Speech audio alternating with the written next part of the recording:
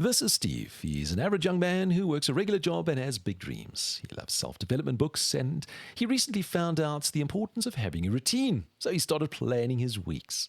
He's going to his full-time job. He's going to the gym 3 times a week, meditate every day for 20 minutes, read 1 book per week, invest in the stock markets, learn a new language, and in his spare time, take piano lessons. But there's a problem.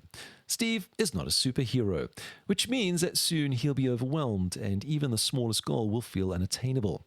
Doing too many things at the same time usually ends up translating to be average at everything, losing time between tasks, missing deadlines, high stress, and of course missing time with family and friends. Plus, his willpower will eventually get drained, just like a battery would, which will lead to failure and disappointment. And we don't want Steve to be disappointed, regardless of where Steve lives or how much money is in his bank account. He shares with us one thing. Every one day has 24 hours. So how come successful people do so much in one day? The difference is often that those people focus on one thing. The one thing, hence the title of the book, can be a product, a person, or a life purpose. The book is filled with examples of successful people who focus on one thing. People like Bill Gates. For instance, during his high school, he had one passion, which was computers. Later on, one person, Paul Allen, gave him his first job, and he became his business partner in Microsoft. A few years later, one person, Ed Roberts, changed his life by allowing him to write code for one computer. Microsoft's one thing was to put a computer on every desk in every home, which ultimately made Bill Gates the richest person in the world for 15 consecutive years. Now, when he retired, Bill Gates and his wife Melinda created a foundation to do one thing: improve people's health in underdeveloped countries. So you see, when you prioritize, when you're focusing on the right thing at the right moment, everything after the subsequent falls into place, like a progression of dominoes. And this, of course, is what we call the domino effect. The basic idea behind it is if you attack your goals by starting with the one right thing, it leads to bigger things. And if you smash that like button on the video, it's going to lead to even bigger things. So go ahead and click that like button. To help you understand the domino effect, physicist Lauren Whitehead found that one domino can bring down a domino piece that is 1.5 times bigger. So, using the simple idea, you could knock over the Empire State Building with just 28 dominoes, in theory at least. So, if you want to make the most out of the domino effect, aim for the moon, but start with a simple but right task. But everything is equally important, right? No, Steve, not everything is equally important. In life, we tend to act on what we believe, and unfortunately, not everything we believe is true. Gary Keller deconstructs the 6 myths that stop people from focusing on the one thing. So myth number 1, everything is equally important. Now, in today's world, we're permanently on alert, from family demands to directives from the boss. Even your phone sends you quote-unquote alerts. It's easy to fall into the trap of thinking that everything is equally important, but it's not. If you've ever heard about the 80-20 rule, you'll know that minority of the effort, the 20%, produces the majority, the 80% of the results. You can see this principle in almost everything. A few ideas account for the most of your results.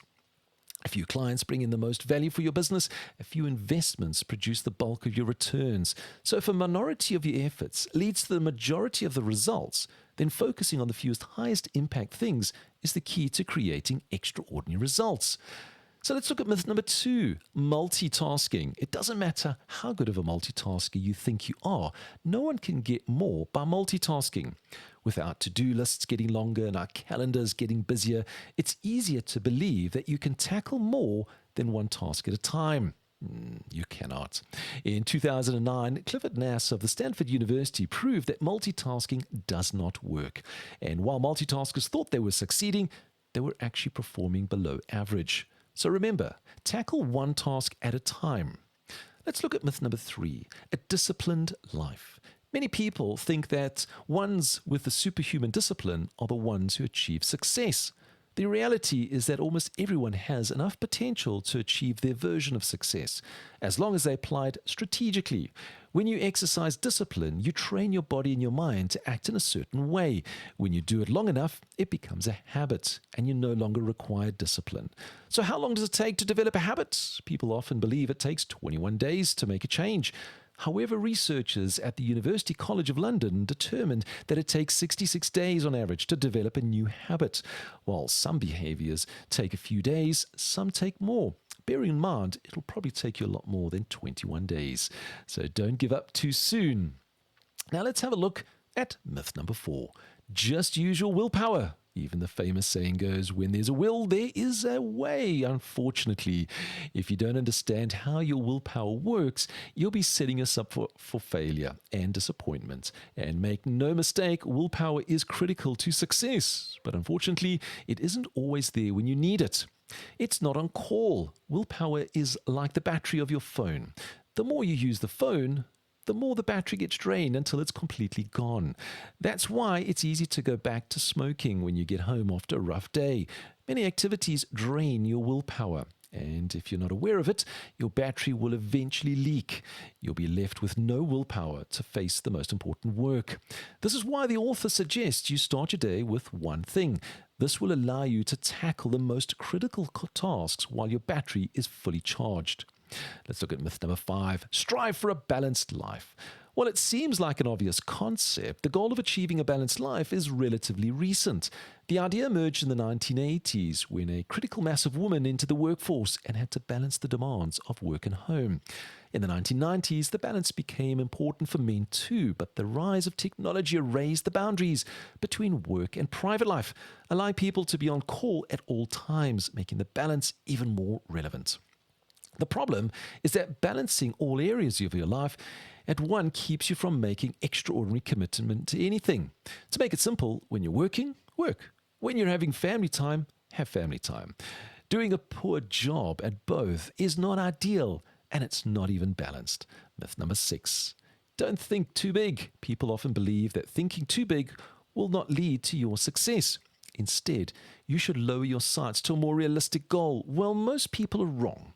What you think determines what you do, and how big you think determines your level of success.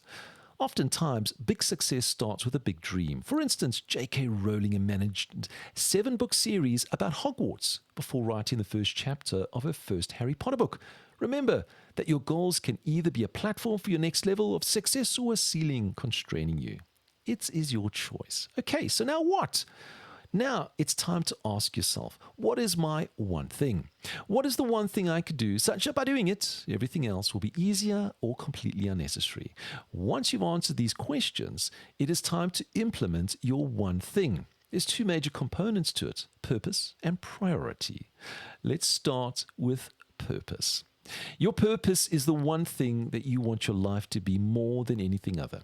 To help you find your purpose, Keller suggests you follow the next steps. Write down a handful of activities you're passionate about. List several outcomes you're passionate about. Pick one activity and one outcome most important to you. Combine your activity and outcome to answer the ultimate question. What is the one thing I can do that will make everything easier? Post your one thing where you'll see it every day. Try it for a while. Even if you're not completely satisfied with it, you can always edit or develop a better one later. The goal here is to start. And number 2 is priority. Your purpose specifies where you want to go. Your priority is what you want to do now that will get you there. So, to define your priority, you should ask yourself these questions. Based on my ultimate goal, what is the one thing I can do in the next 5 years to reach it? Based on my 5-year goal, what's the one thing I can do this year?